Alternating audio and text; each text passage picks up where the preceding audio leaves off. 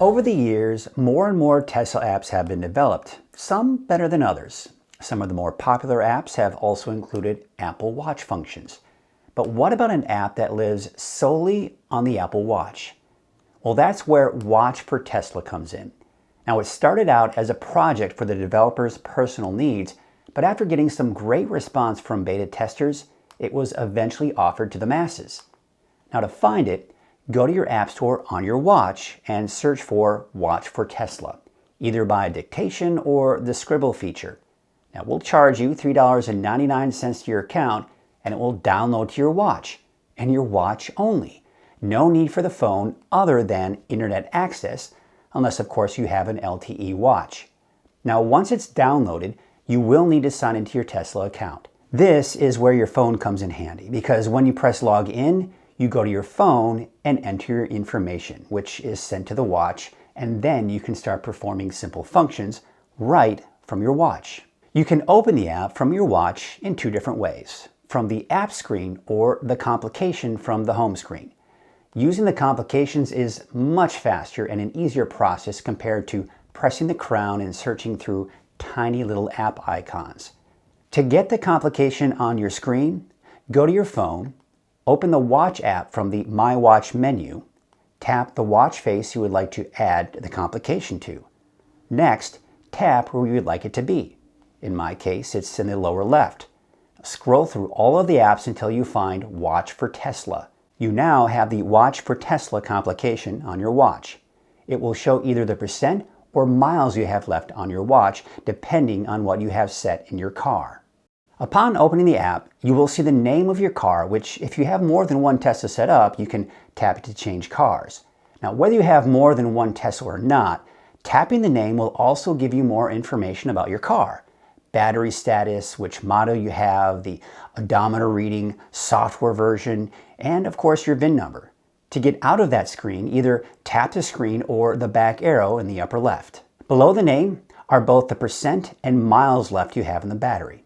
Tap either the battery or the miles and it will display a bigger battery with only the percent or miles, once again, depending on what you have set in the car. The first three of several simple controls are visible on this screen. Climate control, open frunk, and lock or unlock the car. To get access to more, tap Show Controls and scroll down to get access to the rest of them. Now, starting from the top, open trunk, open charge port, HomeLink, which will open your garage if your car is equipped with HomeLink, defrost, enable or disable Sentry mode, vent or close windows, flash the lights, and honk the horn. At any point, you can access the Force Touch menu by giving the screen a long, hard press, and it will give you 4 quick function options. Below the controls is the temperature inside the car, charging status, and the outside temperature. Now, tap either one of the temperature readings to set the interior temperature. A new bar will pop up, tap it once, and you can control the temperature up and down with the crown, or tap the plus or minus symbols. Tap the Set Temp bar to confirm. Take note that this will not turn the climate control on, but it will set the temperature for when you get into the car the next time. On a side note, the temperature will be displayed in Celsius or Fahrenheit, depending on how you have it set in your car. Below that is the charge limit. Tap the bar to raise or lower the limit. Follow the same process as setting the interior temperature, then tap Set Limit to confirm. While it's charging, tap the time remaining bar to find out when charging will be complete. At the very bottom is Settings. Now you can see the entire settings bar when you scroll or swipe all the way up, but then it drops below the screen when you let go. Now if you tap the very bottom of the screen, it will take you into the settings menu. You'll know you're in the settings screen when you see the app logo and the software version you have. The developer also gives credit for those involved in the process and gives you a website to view frequently asked questions. Keep scrolling down to get to settings, and it starts with background updates. Now, this is what drives the complications. The app wakes up your car every hour, and more specifically, every hour since you last opened the app. When it does this, it starts polling for data just like the official app, and then updates the complication. If the car is plugged in for charging, it ignores the schedule and updates every 15 minutes. You can set your own intervals to wake it up from as frequently as every 15 minutes to as long as every 3 hours. You also have the option to disable background updates entirely. Now at that point, the app will have zero impact on Phantom Drain until you open the app yourself. There is another option where you can prevent the background updates from waking the car up by toggling off Allow Wake in Background. Now when the app attempts to contact the car and sees it sleeping, it will not attempt to wake it up. Next is keyless drive. In the Tesla community, in general, there have been several requests for their watches to act as a key via Bluetooth, much like that of the phone. However, developers do not have access to Bluetooth communication to the car, meaning the keyless drive function will only work if the watch has Wi-Fi or LTE service.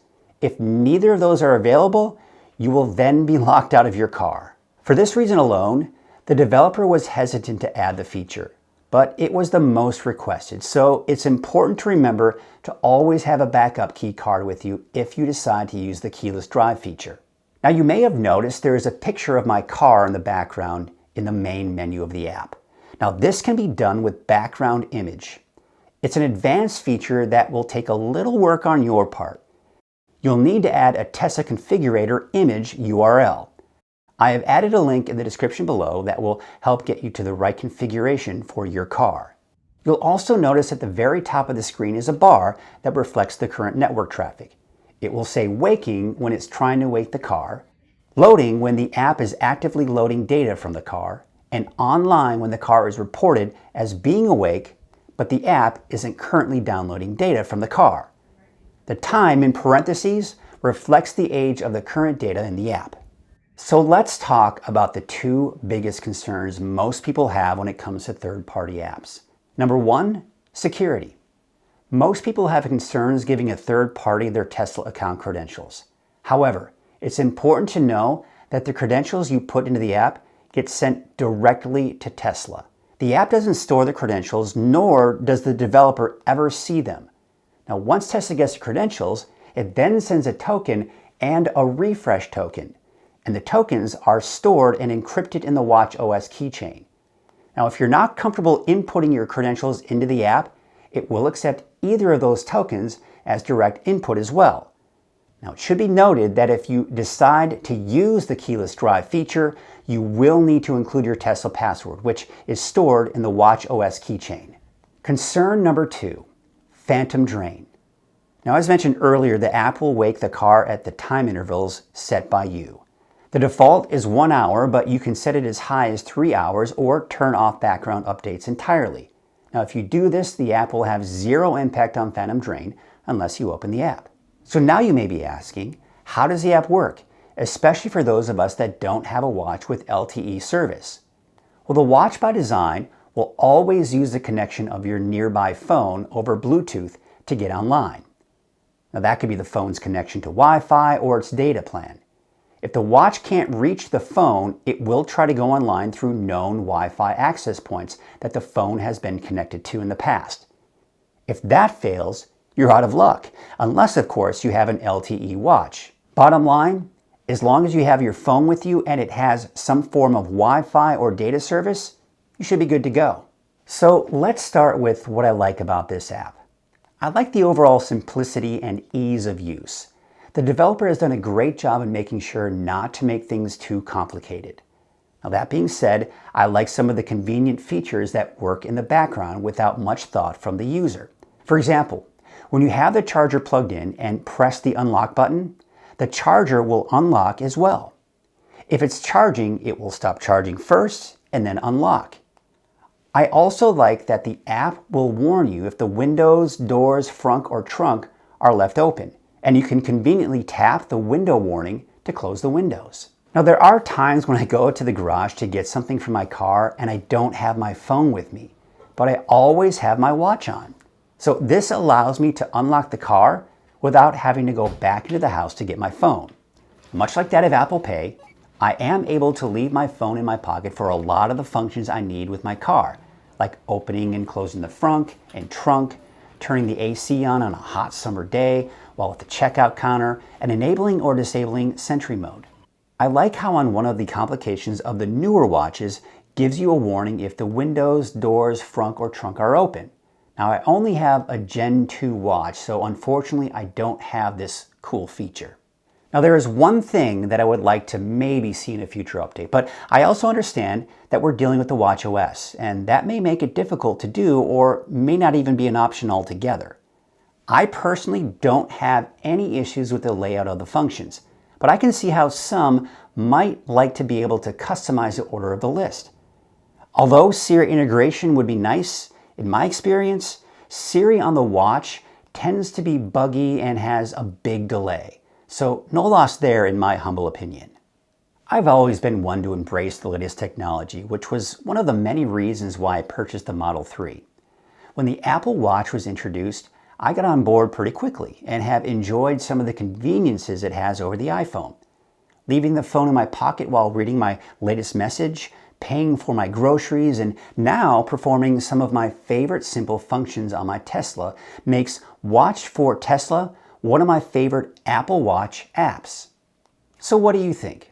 Do you think this is something you might go for? I mean, it's not bad for $3.99. There are no monthly fees or even annual fees. Once you pay $3.99, you're good to go and don't have to pay anything else on top of that. And the developer seems to do a pretty good job on maintaining it and making sure that any bugs are fixed pretty quickly. So I'd love to read some of your comments in the comment section below, and as usual, you know the drill. Like, subscribe, and stay positively charged.